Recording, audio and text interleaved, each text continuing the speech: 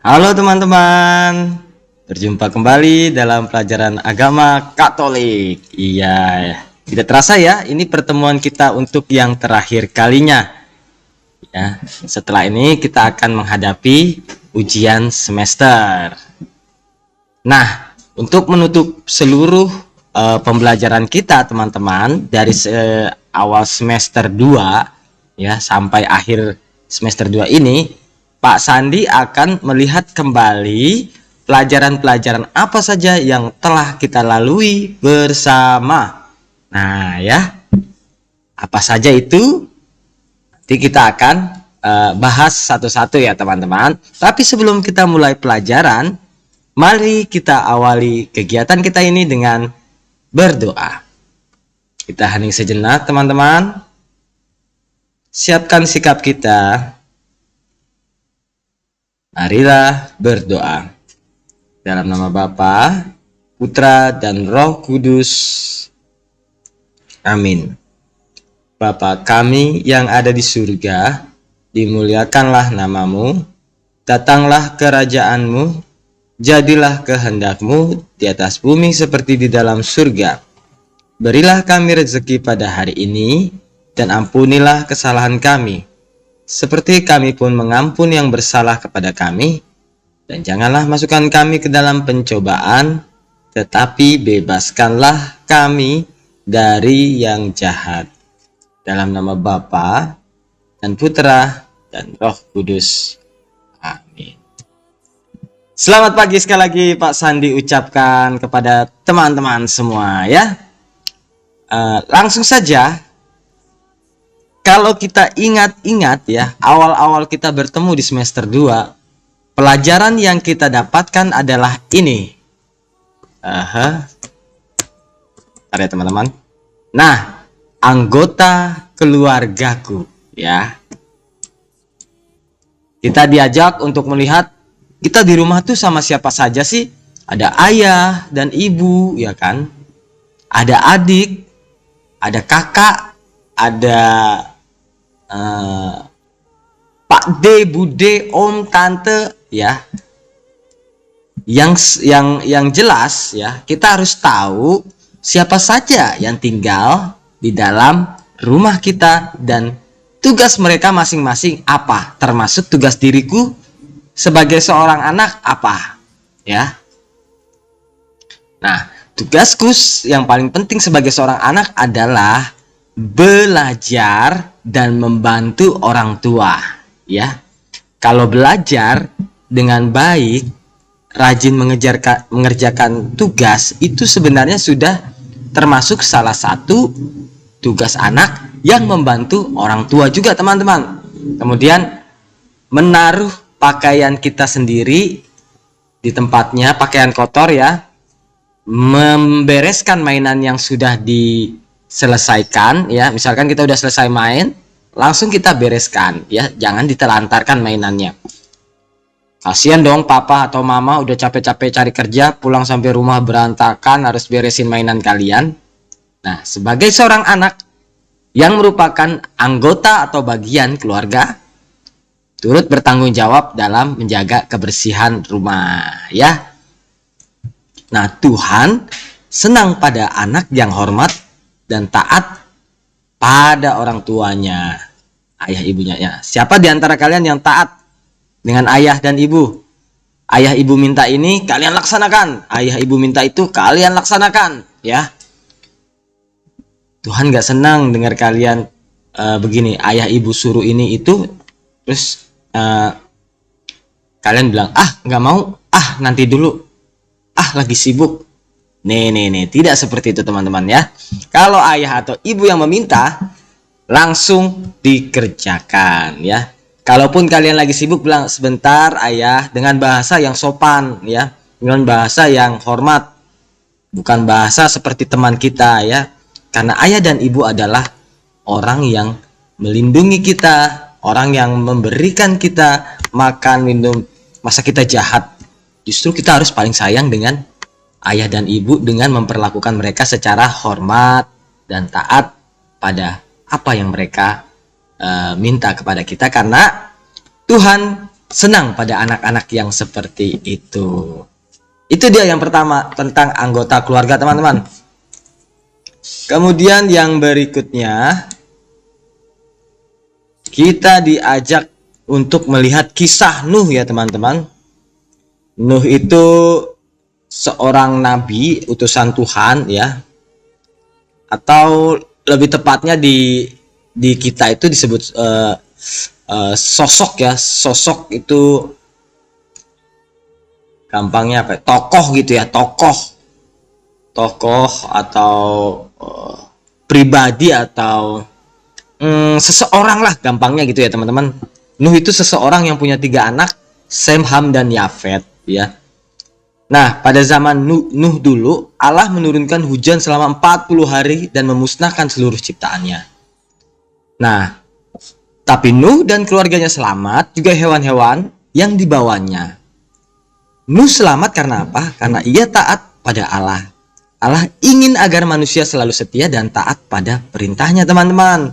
Ya, jadi karena Nuh taat kepada Allah, dia membuat kapal, ya, kemudian mempersiapkan diri untuk menghadapi bencana yang akan Tuhan turunkan, ya kan? Sehingga Nuh bisa selamat bersama keluarganya, ya. Karena apa? Sekali lagi karena taat, teman-teman. Kita juga bisa selamat kalau kita taat kepada orang tua kita. Ya, karena orang tua kita adalah wakil dari Tuhan yang menuntun kita ke jalan yang benar dan baik, teman-teman ya.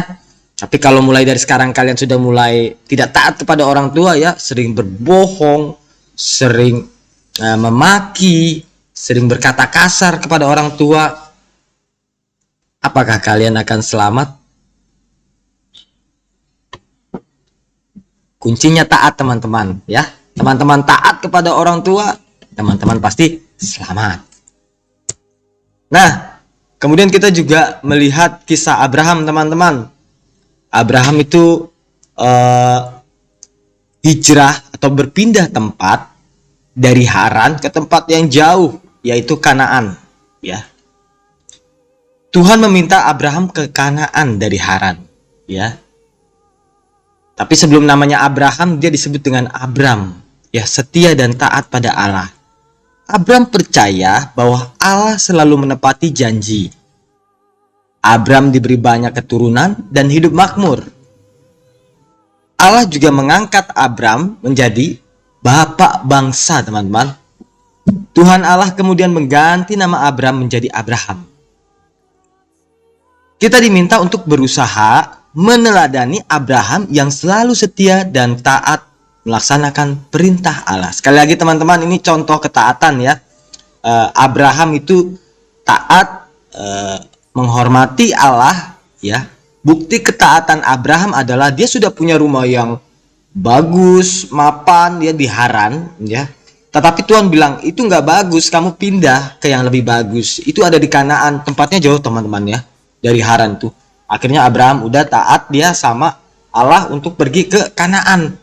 Sampai di Kanaan, wah, justru di tanah itulah penuh dengan kesuburan ya. Mau nanam apa aja bagus. Terus penuh dengan buah-buahan, penuh dengan rumput yang hijau. Intinya tanah yang dijanjikan Allah itu adalah tanah yang baik atau lebih baik dari Haran. Tempat sebelum Abraham ini ke Kanaan. Nah, terus teman-teman, nama Abraham diganti, nama Abraham diubah menjadi Abraham oleh Tuhan ya. Sama kayak kita ya, ada nama yang diubah. Kalau ini kan agak nambah-nambah Abraham. Kalau kita diubah dengan ditambahkan ya. Ditambahkan dengan nama baptis. Seperti itu, teman-teman ya. Nah, ini adalah contoh kesetiaan dan ketaatan melaksanakan perintah Allah. Sekali lagi, teman-teman, kata kuncinya taat dan setia ya. Ini tambah setia. Setia itu mengikuti dengan apa ya? Dengan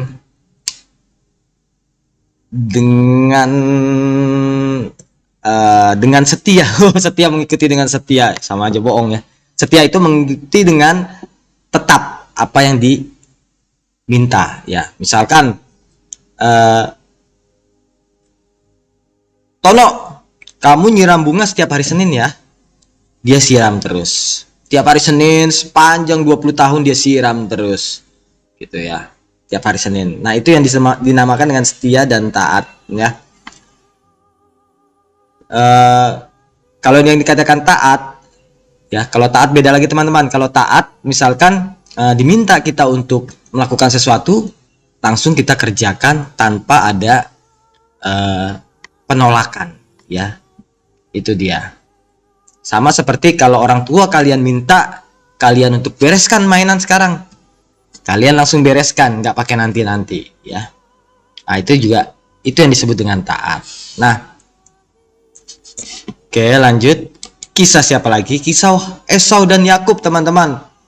Ini soal berkat ya, dimana Yakub itu meminta berkat yang harusnya diberikan kepada Esau ya, tetapi karena Yakub berkeinginan kuat untuk mendapatkan berkat itu, maka dialah yang mendapatkan. Nah, intinya teman-teman, Tuhan mau memberkati anak-anak yang berjuang untuk mendapatkan hasil istimewa dan menjadi juara.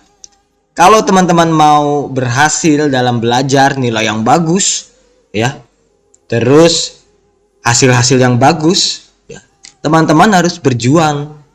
Nah, berjuang dengan cara apa? Dengan berlatih, teman-teman ya. Berlatih. Tidak ada hasil yang langsung jadi bagus tanpa latihan, teman-teman. Atlet pun juga gitu, ya. Siapa lagi? Selain atlet, koki pun juga gitu, tukang masak ya, teman-teman. Tukang masak tuh kalau masak langsung sekali jadi nggak mungkin. Dia pasti mencoba resep ini, mencoba resep itu, kemudian bumbu-bumbunya seperti apa dicicip, kurang ini diulang lagi, masak terus berlatih sampai akhirnya mendapatkan hasil istimewa dan menjadi juara. Itu ya teman-teman ya. Jadi kunci dari ini adalah mau berjuang ya. Pas Andi harap teman-teman juga mau berjuang, terutama melawan kemalasan ya. Di masa pandemi ini memang kemalasan kita untuk mengikuti kelas online, mengerjakan tugas dari Bapak Ibu guru itu sangat-sangat menghantui ya teman-teman ya. Tapi sebagai anak-anak Yesus, anak-anak Tuhan ya kan, ingin meneladani Yesus ya, tentulah teman-teman harus mau berjuang melawan kemalasan itu ya. Lanjut. Yesus tertinggal di bait Allah. Oke. Nah, ini kita lewati aja ya teman-teman. Nah, ini. Yesus teladanku. Ini Pak Sandi lewatin karena isinya nggak sesuai, salah ya. Ini Abraham, ini kan isi yang tadi ya teman-teman. Tapi mau dikatakan Yesus tertinggal di bait Allah ya. Yesus sadar bahwa tempatnya harusnya ada di bait Allah, rumah Tuhan. Ya, rumah Tuhan untuk apa? Untuk berdoa, untuk meminta kekuatan supaya diberkati hidupnya dari hari ke hari, dikuatkan. Kalau ada kemalasan dalam dirinya, mampu dilawan karena selalu dekat dengan Tuhan. Ya, sekarang teman-teman dekat nggak sama Tuhan? Tiap hari Minggu ke gereja nggak di masa pandemi? Ada yang mungkin ikut misa online, ada yang ikut berdoa secara pribadi. Intinya teman-teman, tidak kehilangan pribadi sebagai orang yang mengimani Yesus. Kalau orang yang mengimani Yesus artinya dia juga harus berdoa kepada Yesus, teman-teman. Gitu dia ya. Oke, kita lanjut. Yang terakhir nih ya, kalau tidak salah ya, yang terakhir, Yesus teladanku. Kalau kita kalau kita mengidolakan Yesus, tentulah cara hidup Yesus, tingkah laku Yesus yang kita ikuti ya. Tingkah laku yang seperti apa? Kita lihat Yesus ya. Yesus mau menyembuhkan Bartimius dari butanya. Ya, kalau orang zaman Yesus itu, orang sakit itu dianggap orang yang dekat dengan dosa. Orang yang telah melakukan sebuah kejahatan sehingga dia bisa sakit. Ya, itu zaman Yesus ya teman-teman. Nah, kalau Yesus menyembuhkan orang buta tersebut, ya, artinya apa teman-teman? Artinya Yesus mau turut terlibat dalam kesusahan orang lain. Itu satu ya. Terlibat teman-teman. Terlibat terhadap kesusahan orang lain. Nah, sampai sekarang juga Yesus tetap menyembuhkan orang-orang sakit ya, melalui dokter, perawat yang mengobati orang sakit. Nah, Tuhan Yesus membutuhkan kita semua untuk bekerja sama menolong orang-orang menderita. Nah, maukah kamu menjadi seperti Tuhan Yesus? Di sekitar kita banyak orang yang menderita. Bantulah mereka dengan senang hati. Tuhan Yesus pasti senang melihat perbuatanmu. Nah, itu ya teman-teman, bahwa yang mau kita teladani adalah apa? Yang mau kita teladani adalah kemauan untuk berkorban. Ya, berkorban seperti apa teman-teman? Berkorban untuk menolong sesama yang menderita. Siapa yang menderita teman-teman? Orang-orang yang membutuhkan bantuan kita. Gak usah jauh-jauh dulu deh, di luar rumah, yang di dalam rumah dulu. Ayah ibu meminta kita untuk membereskan mainan, meminta kita untuk menyapu, meminta kita untuk membersihkan rumah. Kita ikut ambil bagian di situ. Itu juga salah satu bentuk pertolongan kita terhadap orang yang menderita. Ya, ayah ibu sudah capek-capek bekerja cari uang, ya kan? Kita meringankan beban orang tua dengan ikut terlibat dalam kegiatan di rumah, membersihkan lantai, ya, menyapu, membereskan mainan, ya, terus membereskan pakaian kotor. Ya, jangan mau mandi, buka baju, pakaian ditaruh sembarangan. Pastilah ada tempatnya ya teman-teman ya. Atau paling tidak ditaruh di tempat yang tidak mengganggu orang jalan atau lewat. Gitu teman-teman. Cukup sekian hari ini bersama Pak Sandi ya. Itulah pelajaran-pelajaran yang sudah kita lewati bersama teman-teman. Semoga bermanfaat. Semoga kalian semakin bertingkah laku, berperilaku menurut Yesus ya. Jangan lupa tugas-tugasnya yang masih belum terselesaikan, segera diselesaikan. Pak Sandi masih tunggu. Sampai ketemu lagi di mana? Di ujian akhir ya. Di ujian akhir tersebut, semoga teman-teman bisa mengerjakannya dengan optimal, dengan hasil yang baik. Sekali lagi Pak Sandi ucapkan terima kasih atas kebersamaan kita teman-teman ya. Tidak terasa udah setahun nih. Kita akan berpisah, tapi tenang dulu. Ya, tapi tenang dulu. Barangkali kita masih bisa ketemu di tahun depan. Kalau Pak Sandi masih di sini, kalau enggak ya dengan yang lain. Oke teman-teman. Pak Sandi pikir cukup. Mari kita siapkan hati kita, sikap kita untuk menutup pembelajaran kali ini dengan doa. Dalam nama Bapa dan Putra dan Roh Kudus. Salam Maria, penuh rahmat, Tuhan sertamu. Terpujilah engkau di antara wanita, dan terpujilah buah tubuhmu Yesus. Santa Maria, Bunda Allah, doakanlah kami yang berdosa ini, sekarang dan waktu kami mati. Dalam nama Bapa dan Putra dan Roh Kudus. Amin. Sampai jumpa teman-teman. Dadah.